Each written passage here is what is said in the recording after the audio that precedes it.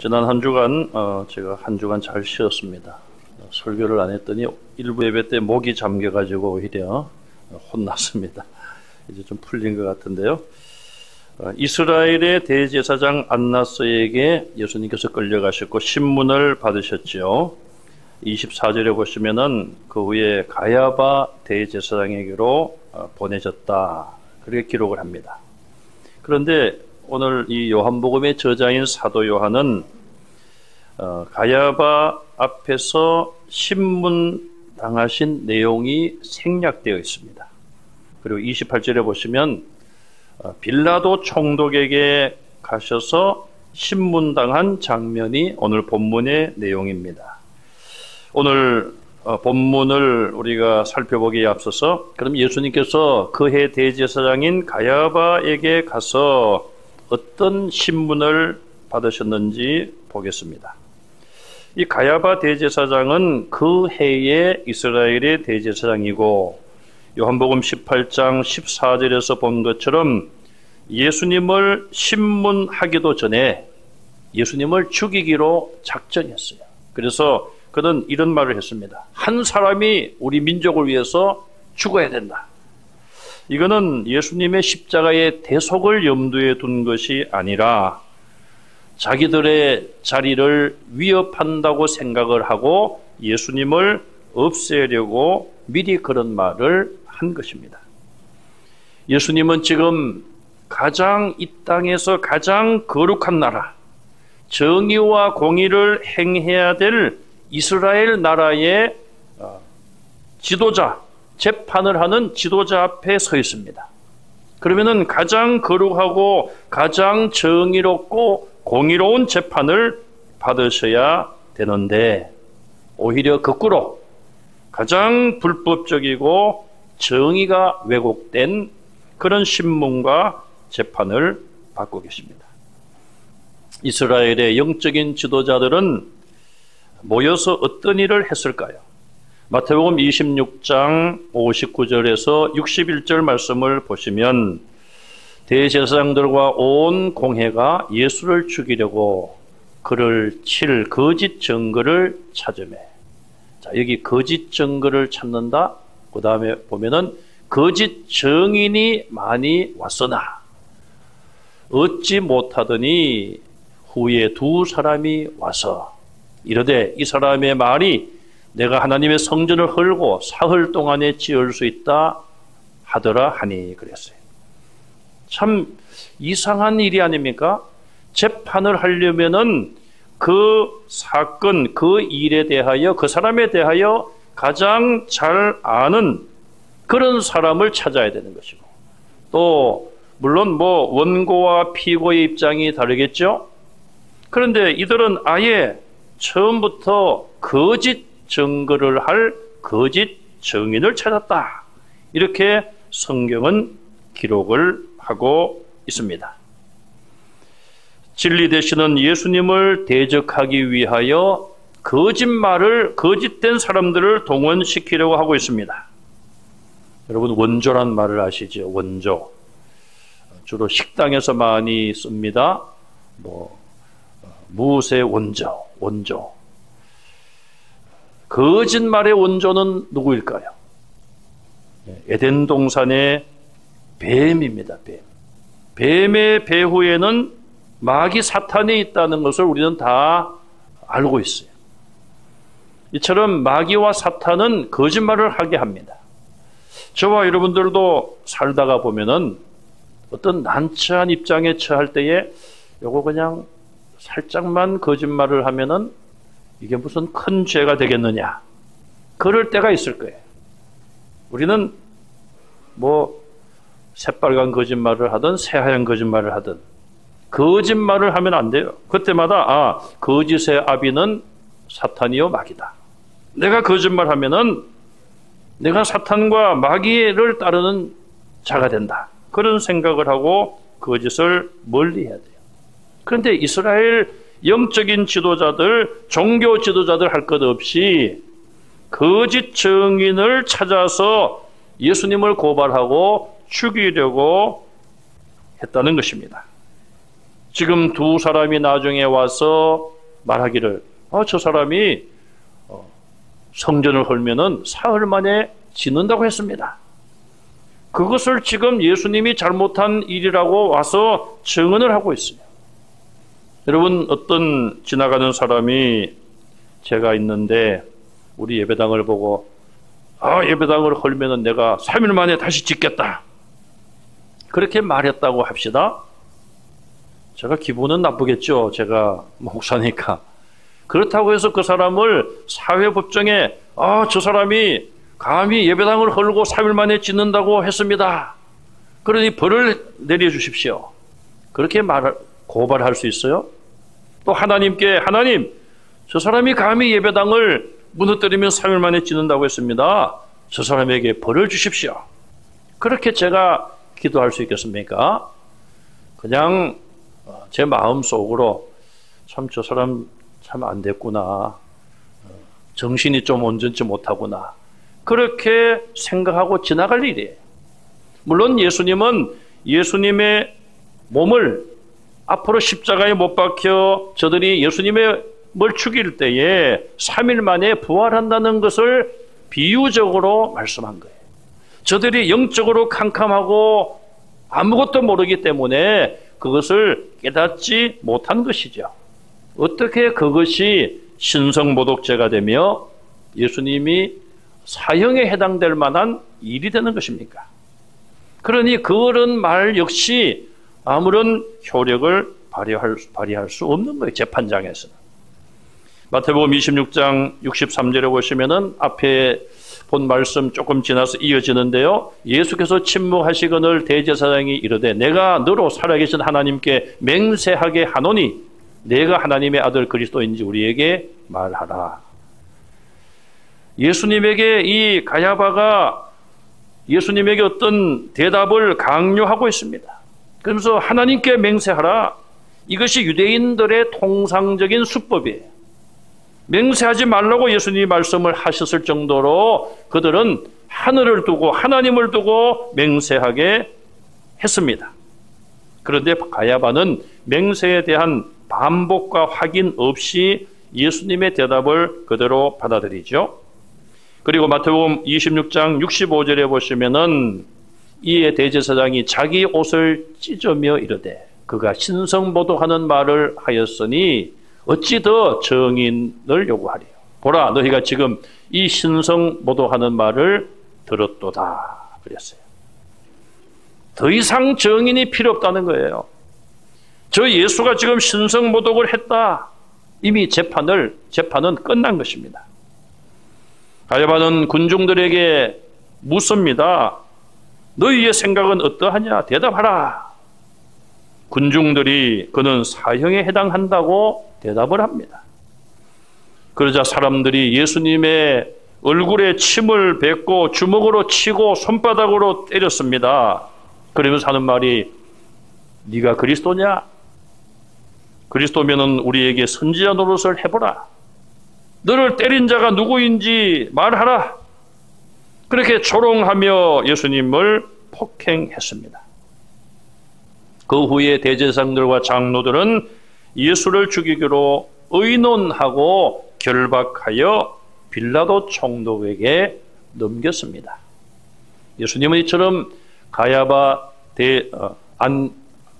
대제사장 가야바에게 이런 순환과 신문을 당하시고 빌라도 총독에게로 다시 넘어가신 것이죠.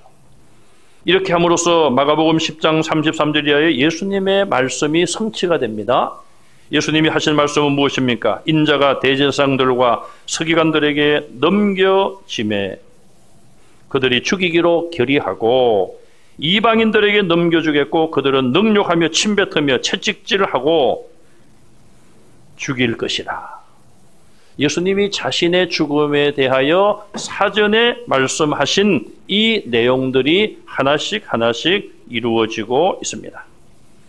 이제 본문으로 돌아와서 28절에 보시면은 관정이 나옵니다. 관정. 이 장소는 이방인들의 영역에 속하는 장소예요.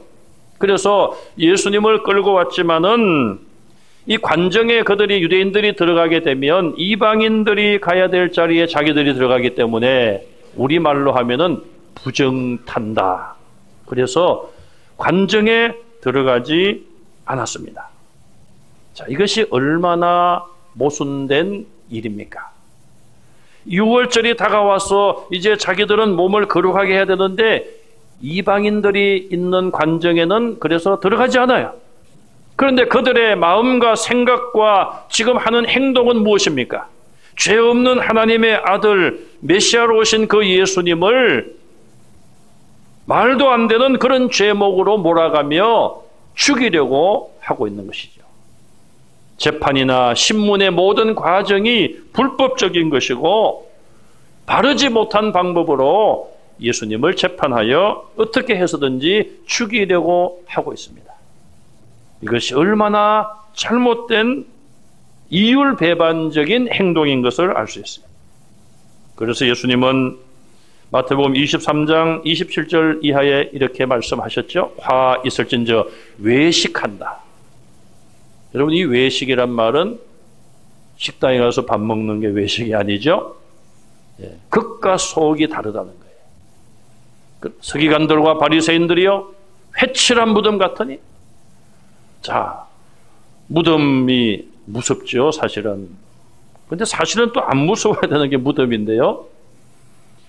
무덤 속과 무덤 겉이 다르다는 거예요. 무덤 겉에 회칠을 해놓으면은 그냥 이렇게 아름답게 보일 수 있어요. 겉으로는 아름답게 보이나 그 안에는 죽은 사람의 뼈와 모든 더러운 것이 가득하도다. 겉과 속이 다른 율법주의자들, 바리새인들, 서기관들, 대제사장들과 장로들, 그들의 겉과 속이 다른 그런 모습을 예수님께서 비판하셨습니다.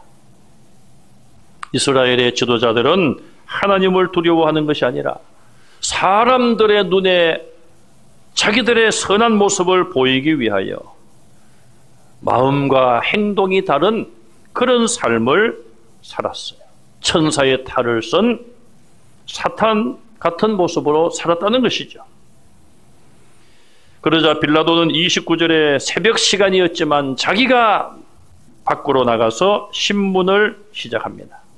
빌라도는 이미 전날 로마 군병들을 파송하는 것을 허락을 했기 때문에 예수님이 잡혀올 것을 알고 있었고, 또 6월절 명절 전에 재판을 하여 사형을 집행해야 될 죄수들이 온다는 것을 알았습니다.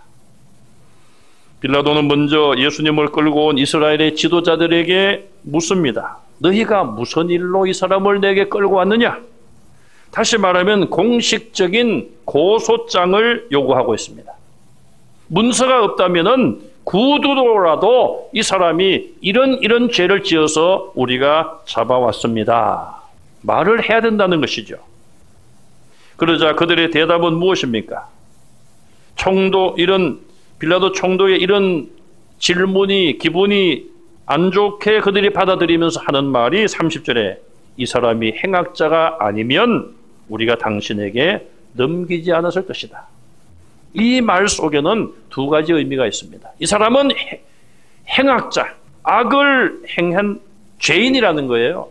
또 하나는 자기들은 의인이라는 것입니다. 우리가 죄 있기 때문에 이 사람을 끌고 왔지 죄 없는 사람을 끌고 올 사람으로 우리를 보느냐? 그렇지 않다는 것이죠. 자기들의 주장은 죄가 있기 때문에 끌고 왔다. 그렇게 대답을 하고 있어요. 여러분, 죄가 있다면 구체적인 죄를 말해야 되지 않겠습니까? 자, 그런데 누가는 이 부분에 대하여 좀 구체적인 말씀을 기록을 했습니다. 누가복음 23장 2절에 보시면 고발하여 이르되, 빌라도 총독이 물을 때에 그들이 고발하여 이렇게 말합니다. 우리가 이 사람을 보매 우리 백성을 미혹하고. 자, 예수님이 이스라엘 백성들을 미혹해 했습니까? 미혹하다는 말은 헷갈리게 한다는 거예요. 하나님을 잘 믿고 있는데 예수가 나타나가지고 그 하나님을 믿는 것을 헷갈리게 한다는 거예요. 또 가이사에게 세금 바치는 것을 금하며, 우리가 왜 가이사 황제에게 세금을 내느냐? 이건 독립운동가들이나 하는 얘기가 아니겠어요? 또 자칭 왕으로 자칭 그리스도라고 하더이다. 예수 스스로가 내가 왕이다. 이러면 반란죄에 해당이 되겠죠. 예수 스스로가 내가 그리스도다. 예수님이 그렇게 말씀하신 적은 없습니다. 누가 물었을 때에 네가 그렇게 말했다.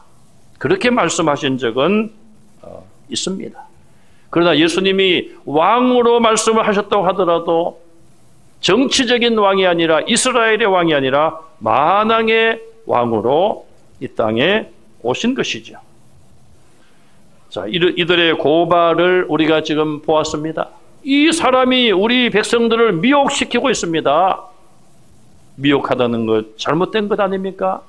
병든 자를 고쳐주셨고 배고픈 자에게 기적을 통하여 양식을 주셨어요.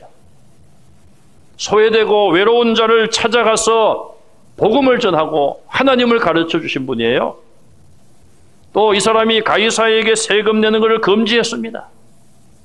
그것도 잘못된 이야기 아닙니까? 가이사의 것은 가이사에게 바치고 하나님의 것은 하나님께 바치라고 분명히 말씀을 하셨습니다. 그리고 예수님은 만왕의 왕이시고 메시아 그리스도이신 것은 진리가 아니겠습니까? 하나도 예수님을 고발할 내용이 아닌데 그런 고발을 한 것이죠. 그러자 오늘 본문 31절에 와서 빌라도가 뭐라고 이야기합니까? 너희가 데려가서 너희 법대로 재판하라.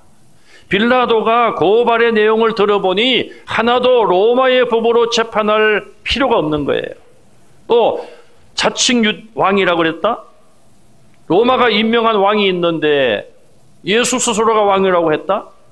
그러면은 구체적으로 반란을 일으킬 만한 무슨 잘못을 찾아야 되지 않겠습니까? 그리고 만약에 예수님이 자기를 왕으로 내세우고 구체적으로 내란을 준비했다면 로마가 어떤 나라입니까? 세계를 그 당시에 세계를 지배했던 로마가 그런 움직임을 그냥 돕겠습니까? 초기에 찾아내었고 초기에 예수님을 처형했을 것입니다. 그런데 보니 구약에 예언된 메시아가 왔다. 또 예수가 뭘 군사들을 훈련시키고 그런 것이 전혀 없고 그래서 알았지만 그냥 둔 거 아니겠어요? 그래서 빌라도는 로마의 법으로 재판할 것이 없기 때문에 너희 법대로 재판하라. 그렇게 이야기를 했습니다. 그런데 군중들이 그것을 거부하게 되죠. 빌라도의 시도는 실패했습니다. 자기는 거기서 빠져나오고 싶었어요.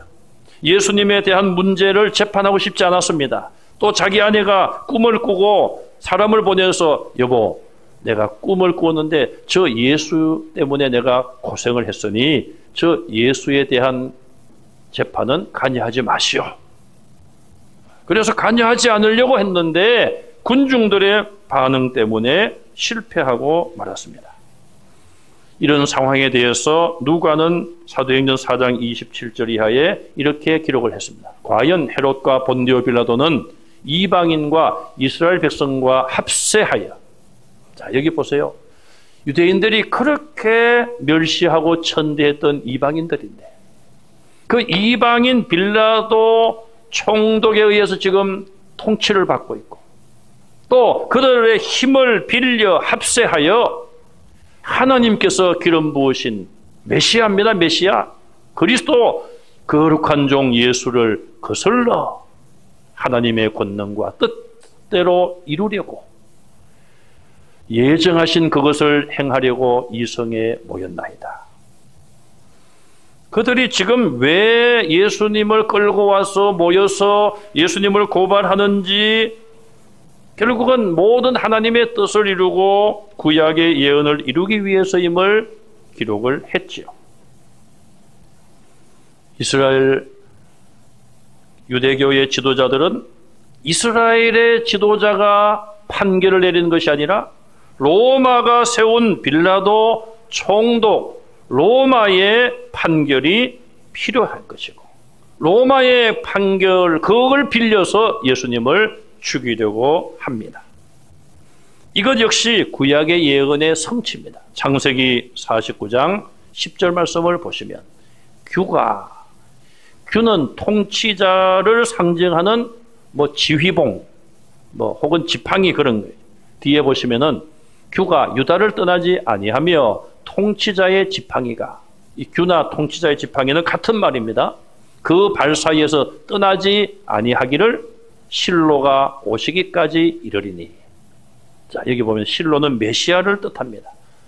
메시아 그리스도가 오시기까지는 유다의 통치가 떠나지 아니하리라. 이걸 다른 말로 하면 메시아가 오시면 유다에게서 통치권이 떠난다는 얘기예요. 자, 지금 메시아 예수님이 오셨습니다. 통치권이 유다를 떠나서 로마에게 간 것이죠. 이 창세기 49장 10절에 유다를 향한 이런 예언이 예수님께서 오심으로 그대로 이루어진 거예요. 그뿐 아니라 예수님의 말씀도 성취가 됩니다. 마태복음 20장 19절에 주님께서 이렇게 말씀하셨어요. 이방인들에게 넘겨주어 그를 조롱하며 채찍질하며 십자가에 못 박게 할 것이나 제3일에 살아나리라. 예수님이 앞으로 자신이 당할 일에 대하여 예고하셨는데 이것이 그대로 이루어진 것이죠. 자, 그리고 왜 유대인들은 빌라도 총독에게 계속하여 재판과 판결을 요구하고 있습니까? 유대 법으로 만약에 판결을 하여 사형을 집행하게 되면 그 사형 방법이 돌을 던져서 죽이는 거예요. 그러나 로마 법으로 사형 선고를 받게 되면 십자가에 못 박아 사형을 집행하는 것입니다. 이제 그 예언도 이루어지게 된 것이죠. 요한복음 3장 14절 말씀을 보시면 예수님께서 이렇게 말씀하셨어요. 모세가 광야에서 뱀을 든 것 같이 인자도 들려야 하리니 그랬어요. 이건 너무나 모세가 광야에서 뱀을 든 사건을 아시지 않습니까, 여러분들? 이스라엘 백성들이 하나님을 원망하고 모세를 원망하니까 하나님께서 불뱀을 내려서 원망하는 자들을 물어서 사람들이 죽어가고 있어요. 모세가 하나님, 이들의 죄를 용서해 주십시오. 하나님께서 말씀하시기를 그래, 노수로 뱀을 만들어서 장대에 높이 매달아라. 그것을 쳐다보는 자는 살리라. 모세가 하나님 말씀대로 노수로 뱀을 만들어서 높이 매달고 이스라엘 백성들아, 뱀에 물린 자들은 이것을 쳐다보라, 살리라. 모세의 말을 하나님의 말씀으로 믿고 쳐다본 자들은 죽지 않았습니다. 예수님은 그 사건을 말씀하시면서 나도 높이 들려야 하리라. 돌에 맞아서 사형 집행을 당하여 죽으면 높이 들리는 것이 아닙니다. 로마 법에 의하여 십자가에 매달려 높이 달려 죽는 것이 말씀하신 그 요한복음 3장 14절 말씀을 성취하는 것이죠. 요한복음 12장 32절 이하에도 이렇게 말씀했어요. 내가 땅에서 들리면, 들린다는 말입니다. 공중부양법인가요? 그런 거 없습니다만은 예수님이 왜 들리는가? 예수님은 이미 십자가에 높이 매달려 들리는 것을 말씀하셨고 자신이 어떤 죽음을 당할 것임을 알고 하신 말씀입니다. 자, 고소인도 없는 신문이 끝났습니다. 빌라도는 유대인들이 무엇을 원하는지를 파악을 했을 거예요. 이제는 끌려온 피고라고 볼 수 있겠죠. 행악자 취급을 받는 예수님을 신문합니다. 33절에 네가 유대인의 왕이냐? 이 질문도 참 이상한 질문이에요. 예수님이 구체적인 어떤 잘못에 대한 것도 별로 없고 이야기를 들어보니 그것은 종교적인 문제고 문제가 될 것이 없어요. 그런데 왜 네가 유대인의 왕이냐고 질문을 합니까? 빌라도의 생각에는 로마 가이사 황제를 대적하기 위해서는, 자기가 재판을 하기 위해서는 이 예수가 자기가 왕이라고 주장하는 것을 꼬투리 잡아서 죄로 몰고 가기 위해서 이런 질문을 던진 것이죠. 빌라도는 누가복음 23장 2절 우리가 앞에서 본 것처럼 거짓 증인들의 말을 듣고 예수님을 유대인의 왕이라고 질문을 했지요. 그리고 만약에 그것을 정치적인 문제, 로마 황제에게 도전하는 것으로 판단했다면은 이미 예수님은 그 전에 체포가 되고 처형을 당하셨을 것입니다. 전혀 그런 것이 없고 단순히 이스라엘의 종교적인 문제로 지금까지 판단을 해온 것이죠. 그런데도 유대인들은 계속하여 빌라도에게 재판을 요구하니 이제 빌라도마저도 예수님을 반란을 일으킬 그런 죄로 몰아가기 위해서 내가 유대인의 왕이냐고 묻고 있습니다. 그동안 수많은 무리들을 끌고 다니셨고, 끌고 다니는 것이 아니라 수많은 무리들이 따라갔죠, 예수님을. 그리고 많은 병자를 고쳐 주셨어요. 그런데 지금 힘없는 모습으로 빌라도 총독 앞에서 이런 불법적인 신문을 당하고 있는 예수님, 그는 과연 누구일까요? 빌라도 자신의 의문이면서 성경을 읽는 모든 사람들의 의문일 것입니다. 예수님은 34절에 네가 스스로 몰라서 묻는 말이냐? 다른 사람이 내게 대하여 그런 말을 하니까 묻는 말이냐? 오히려 반문하고 있어요. 지금 예수님의 이 반문은 빌라도에게 너에게 책임이 따를 것이다, 잘 판단하라는 경고의 말씀이에요. 황제에 도전하는 반란의 주도자로 생각하는 것인지, 유대인들의 잘못된 고소 때문에 그런 질문을 하는 것인지를 묻고 있는 것입니다. 만약에 빌라도 총독이 예수님의 이런 질문에 대답을 했다면 예수님은 분명히 해명하실 수가 있었죠. 아니다, 나는 가이사에게, 황제에게 세금을 내라고 말했다. 그리고 사람들이 나를 임금으로 삼으려고 했지만 나는 임금으로 추대된 적도 없고 나는 그들의 요구를 거절한 사람이다. 수많은 증인들이 또한 있지 않습니까? 그런 오해가 풀렸을 것입니다. 그런데 양심을 찌르는 예수님의 이런 질문을 빌라도는 회피합니다. 35절에 너희 나라 사람들, 너희 나라 지도자들이 너를 내게 넘겼으니 네가 무엇을 하였느냐? 이 사람들이 아무 이유 없이 너를 데리고 왔겠느냐 이 말이죠. 네가 한 일이 뭐냐? 그렇게 빈정대는 투로 예수님을 신문하고 있습니다. 예수님의 대답은 36절에 내 나라는 이 세상에 속한 것이 아니라 두 번을 말씀을 하십니다. 만약에 내 나라가 이 세상에 속한 것이라면 내 종들이 싸워서 나를 유대인들에게 넘겨지지 않게 했으리라. 무슨 이야기입니까? 예수님이 명령만 하셨다면 이스라엘의 왕으로 오셨기 때문에 이제는 로마가 세운 총독과 로마가 세운 왕과 한판 싸워서 그들을 물리칠 그런 시간이라면 천군 천사들을 명령하여 예수님을 체포하러 온 군사들을 물리치고 이스라엘에 있는 모든 로마 군사들을 다 멸하고 왕이 되는 것이 정상이 아니겠습니까? 그런데 예수님은 내 나라는 이 세상에 속한 것이 아니라 나는 이스라엘의 왕이 되기 위해서 이 땅에 온 것은 아니라는 것을 분명히 밝히고 있는 것입니다. 예수님은 이스라엘의 왕이 되기 위해서 이 땅에 오신 분이 아닙니다. 로마, 그 당시 세계 최강의 나라가 로마 제국이었습니다. 그 로마 제국과도 비교할 수 없는 예수님의 다스리는 나라는 하나님 나라가 아니겠습니까? 요한계시록에 보면은 영원히 하나님의 나라에서 예수님이 왕노릇하고 저와 여러분들도 예수님 때문에 그 영원한 나라에서 주님을 찬양하고 주님과 함께 영원히 왕노릇하리라. 이것이 우리에게 약속된 하나님 나라 천국인 것을 믿으시기 바랍니다. 우리는 이 세상에 속한 사람들이 아닙니다.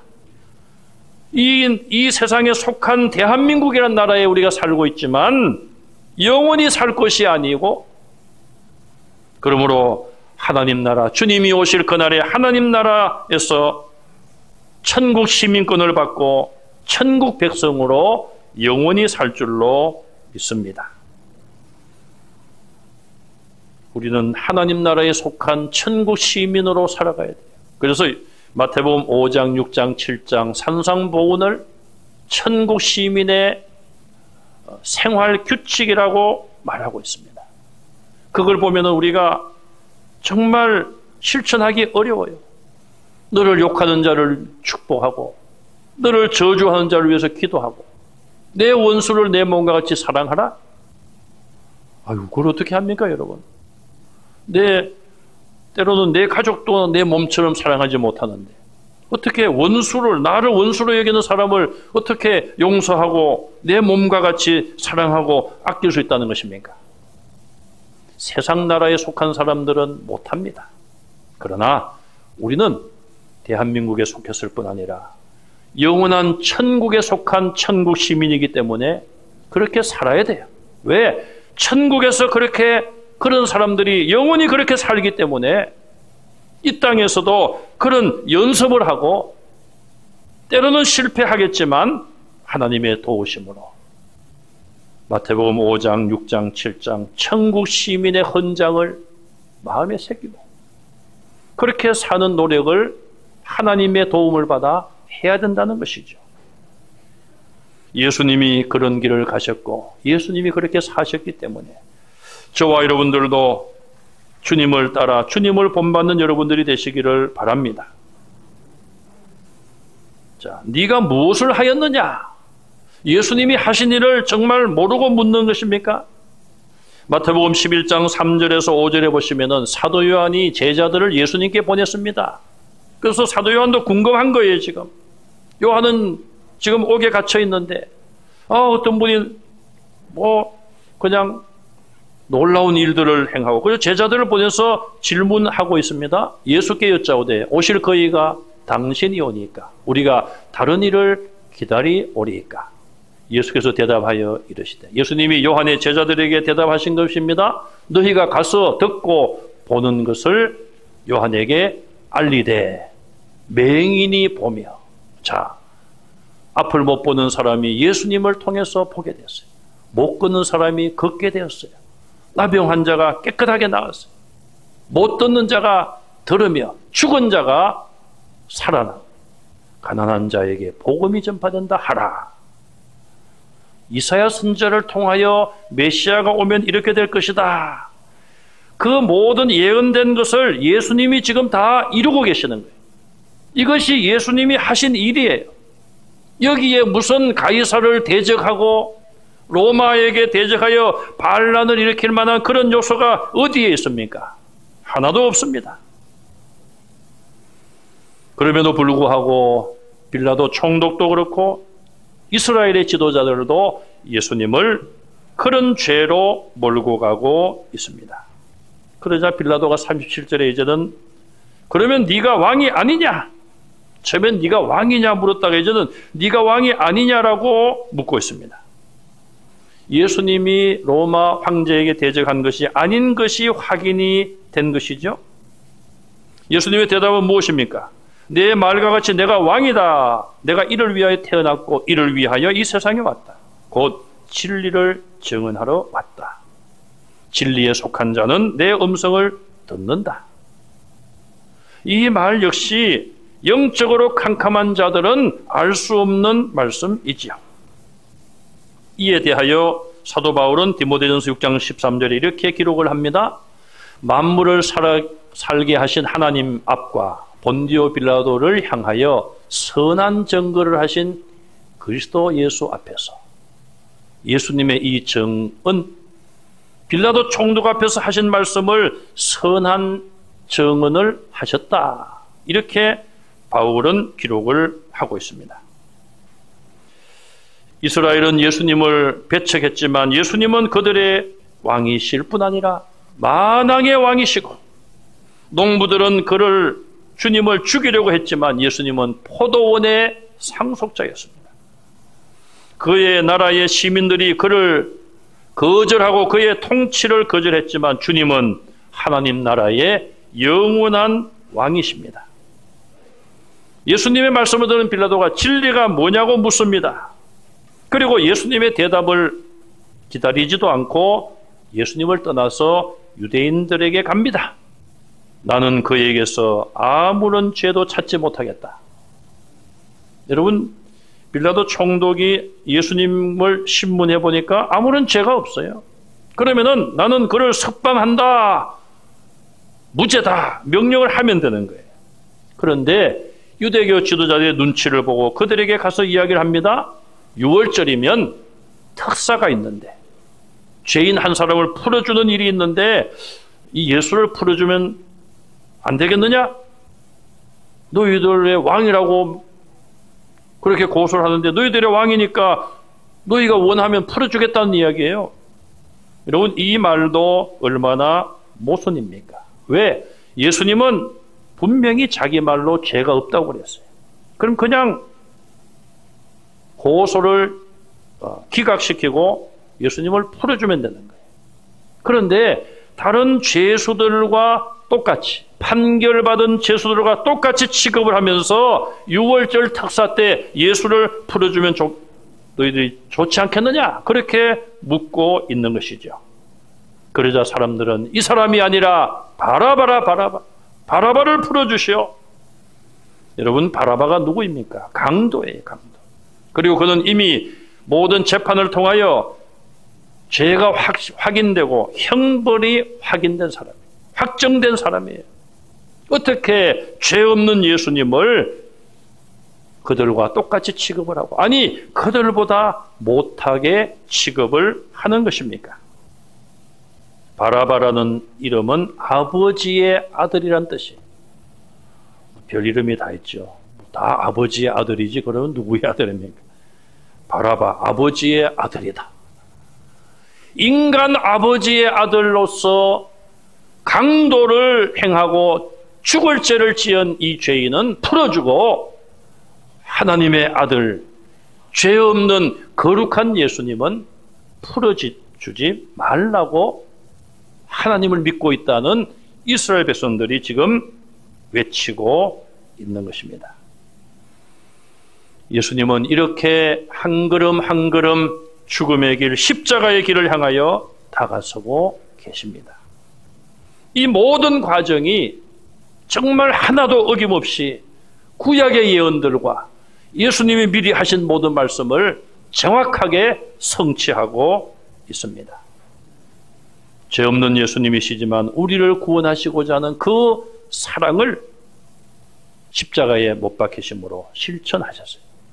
요한일서 3장 18절 이하에 보시면, 자녀들아 우리가 말과 혀로만 사랑하지 말고, 유대교 지도자들은 지금까지 입술로만 사랑을 외쳤고 실제로는 예수님, 죄 없는 예수님을 모함하여 고발 고소하여 십자가에 매달아 가장 고통스럽고 부끄러운 그런 사형 방법으로 죽이려고 하고 있어요. 우리가 말과 혀로만 사랑하지 말고 행함과 진실함으로 사랑하자. 이로써 행함과 진실함으로 사랑을 실천함으로써 우리가 진리에 속한 줄을 알고, 여러분, 저와 여러분들이 진리 되시는 주님께 속해 있고 성경을 하나님의 말씀으로 믿는다는 증거가 무엇입니까? 이로써 행함과 진실함으로 사랑을 함으로써 우리가 진리에 속한 줄 알고, 다른 사람들도 그렇게 알고, 우리 자신들도 내가 진리에 속해 있구나, 내가 예수님을 믿고 있구나, 또 우리 마음을 주 앞에서 굳세게 하리니 심판주로 오시는 주님 앞에 담대함으로 주님을 만날 수 있다는 말이에요. 네가 유대인의 왕이냐? 유대인의 왕뿐 아니라 만왕의 왕이신 예수님, 불법적인 재판을 받으셨지만 끝까지 참으시고 저와 여러분들을 구원하실 그 목적을 이루기 위하여 억울함을 당하시고 조롱과 침뱉음까지 받으시면서 대속의 길을 걸어가셨습니다. 하나님이 주신 사명의 길을 걸어가셨습니다. 저와 여러분들도 말과 혀로 사랑하는 것이 아니라 주님의 이 십자가의 사랑으로 서로 사랑하고 왕이시면서도 그런 조롱을 받으시고 우리를 섬겨주신 주님을 생각하며 우리의 생명 다하여 주님을 섬기고 이웃을 사랑으로 섬기는 성도들이 다 되시기를 주님의 이름으로 축원합니다.